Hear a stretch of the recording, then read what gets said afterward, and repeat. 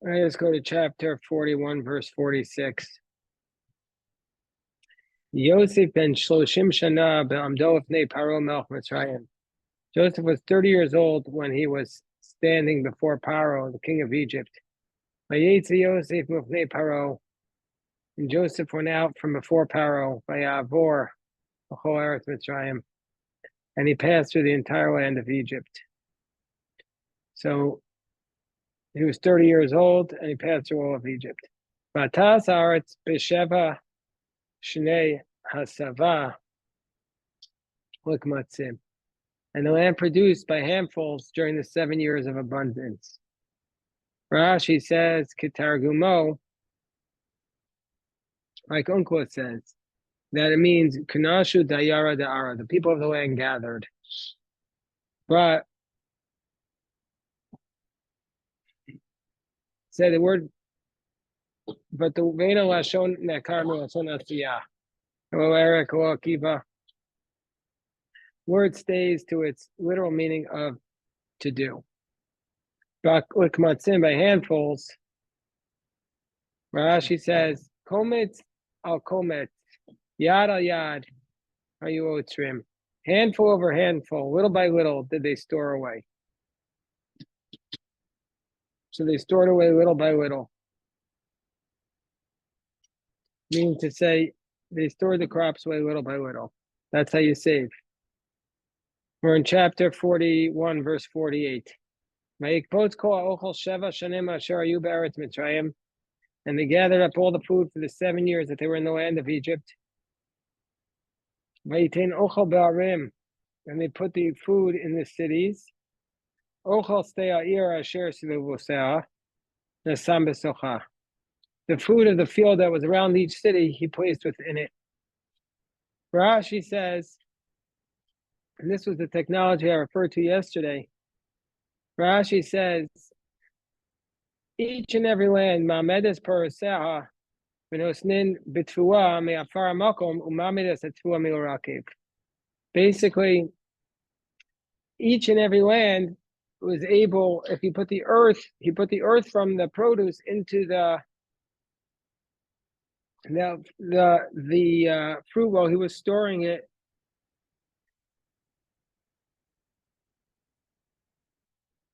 And that's stopped the crops from rotting.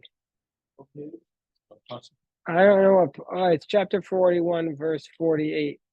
But this is the Rashi where I said that Rashi argues that Joseph had this special technology. He knew how to preserve the crops from spoiling. And he put a little bit of earth in it. What? Well, whether or not it's accurate, this is what Rashi says, but Joseph had this technology. He knew how to prevent it from rotting. That's what the pasuk says. The food of the field that was around it, he placed in it. So he stored it that way. And Joseph amassed storage like the sand of the sea, a lot of it. He amassed a lot of storage. The pasuk says, he placed ochel stei ha'ir asher sivoseh nasam b'socha. So that's what Rashi interprets those words to mean. He took the field from the land that was around it and he placed it within it. So the part about where he takes ownership for care of the land must come later. Yeah, that's later. Because this would imply that each city has their own food. Well, this is where he's storing up the food. He was buying up the surplus because the government could do that. They have the resources to buy up the surplus. Surplus. Yeah, presumably we share it. We don't. The oil reserve. We have the oil reserve. National. Yeah, and we could release it, but we don't. Do sometimes when they want to look at the price. When they want to threaten. Well, no, but OPEC is tightening, so the price puts up there.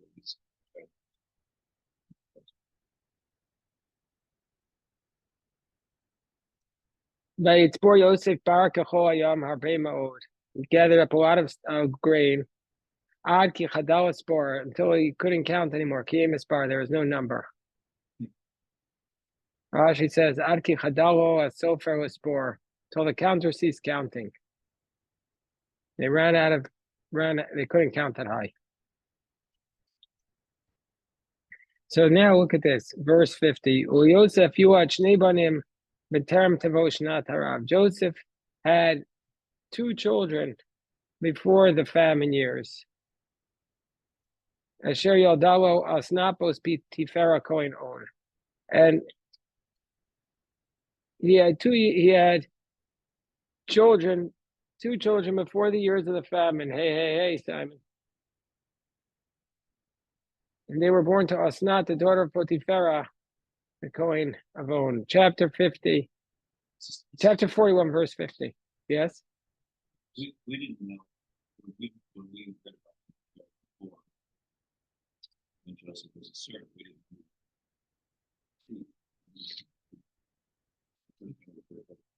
That he was, when he gave him to Joseph to marry, in verse 45, it says, Bas Potiphera Kohen On.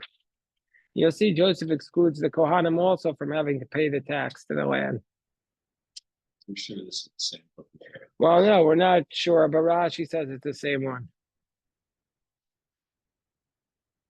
So he had the 2 children before the famine came. Rashi says, Mikan sha'adam also shamesh mitato b'shnei ravon.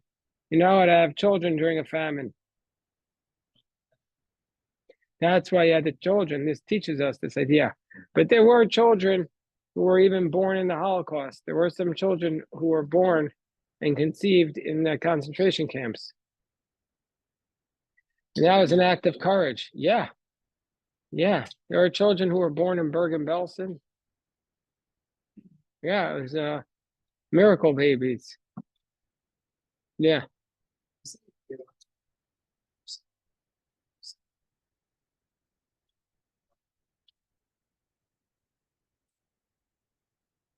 Okay, so first of all, it's a little bit of a random question, but I'm happy to answer it.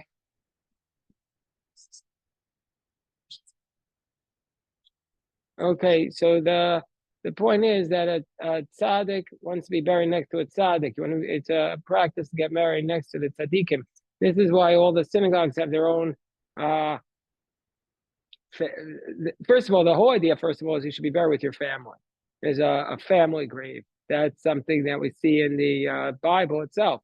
Joseph wanted to be buried with his family, Jacob. So then, separate from that, a tzaddik doesn't want to be buried next to a rasha. That's why people from the same synagogue bought cemetery plots together, because presumably they all committed the same sins. Like the garment workers all did the same sins. And they want to be, that's the way Rav Schachter explained it. And so therefore, in addition to that, there's going to be people, it makes it easier for identification of your family, for keeping track of it, and also for Techiyas HaMesim, for resurrection of the dead. You have to be buried in a certain way. So it happens sometimes that people get buried in the wrong location. That happens. Yeah, Rabbi Yosef, you're trying to say something? Just Rav Rabenstein, our rabbi in Beersheba, he found out that there's a Shomer Shabbos section, and that he was, because of his position, he was able to be buried there. But he said that he wants to be buried just like everybody else, because he felt that they were basically like a by invite only club, and it wasn't right to say, I'm better than you, and so anyway, just to praise him. He was an amazing man. Okay, Shikoach. 51 is a problem. Okay. Vayikra Yosef Shem Abachor Menashe. Joseph called the name of the oldest son Menashe, because he says, Ki nashani Elokim v'kol amali v'kol beisavi, because God has allowed me to forget all my struggles in my father's household. That's the troublesome sense. Why is he reaching out to find his father, certainly his father, Benjamin, and his brothers? He's there for how long? 20, 15 years before he meets the brothers. So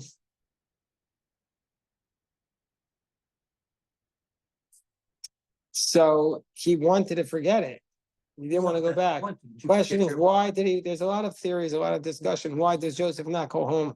One theory is the main theory is Ramban. He wanted to see if he wanted the prophecy, the dreams he felt were a prophecy, and he wanted the prophecies to come true.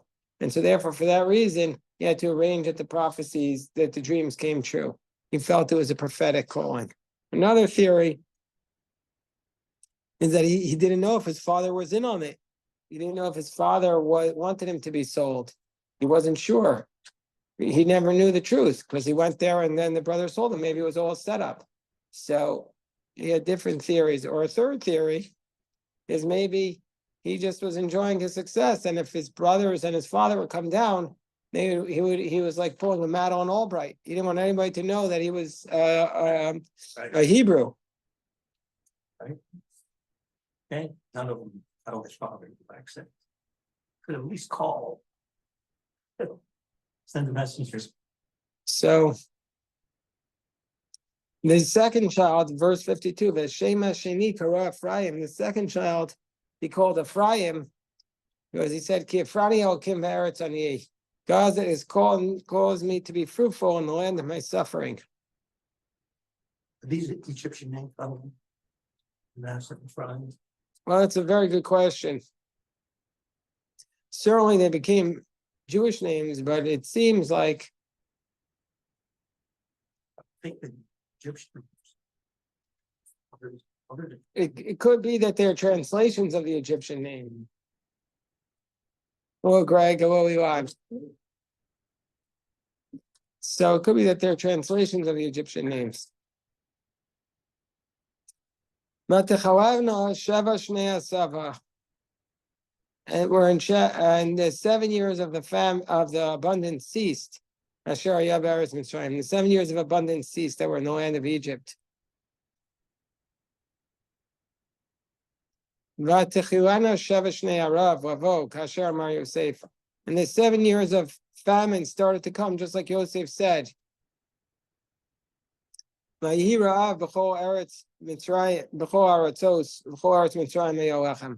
was a famine in all the lands, but in all the land of Egypt there was bread.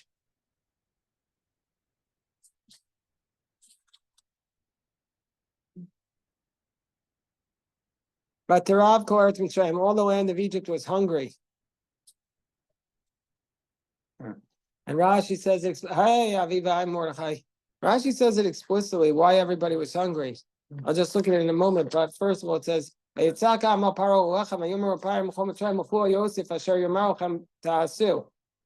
all the people screamed out to Pharaoh for bread, and Pharaoh said to Egypt, "Go to Joseph, whatever he'll say to you, you shall do."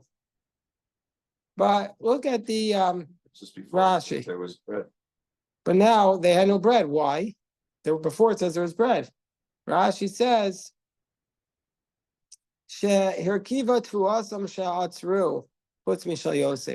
all the crops that they had stored away rotted except for that of Joseph, because he had this technology. Joseph had the technology. He knew to put the earth in, and he didn't share that with them. So all their crops rotted. Here, Moshe, there's plenty of space here. So that's what I said. You need a chumash. Yes. So Look at this. okay, look at Jeff's. Yeah. So that's what I was saying before, that they had all these crops, but he didn't share the technology to protect them. Rashi, and now the next Rashi says, Pharaoh says to them, go to Joseph. Oh, Jeff, we're in chapter 41, verse 55. Pharaoh says to them, go to Joseph, whatever he tells you to do, you shall do. And this is also very challenging Rashi. Joseph was saying to them, Sheimohu. Joseph said, you have to circumcise yourselves. When they came to Paro, he said, Kacho Omerwanu. He tells us to circumcise ourselves. Amarlam, Lama Lotzi Bartim Bar, he said to them, why don't you collect grain? Didn't he tell you to collect the grain? Because the famine years are coming? They said to him, we gather much, but it rotted. He said to them, if that's the case, whatever you should do, you should do. He must have decreed upon the produce that it should rot, and it rotted. Mam yigzor aleinu v'namus. What if he decrees upon us and we'll die? This is very challenging, Rashi, because it makes it sound like Pharaoh is saying Joseph caused the crops to rot so Pharaoh could have more control. No, he learned from his older brothers who told the people of Shechem to circumcise. And that's another issue. Like, is it also, I mean, today we wouldn't say that's ethical. A poor man comes to you for food. You say, yeah, first, and he's not Jewish, and you say, first circumcise yourself. Why is he telling them to circumcise? Why does he want them to circumcise?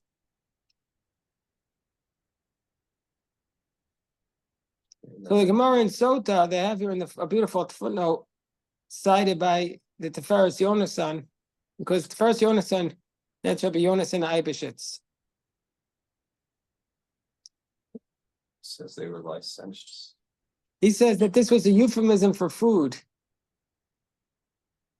He says the people wanted more sexual immorality. So basically, he wanted them to circumcise themselves to reduce their lust. His purpose was to help them.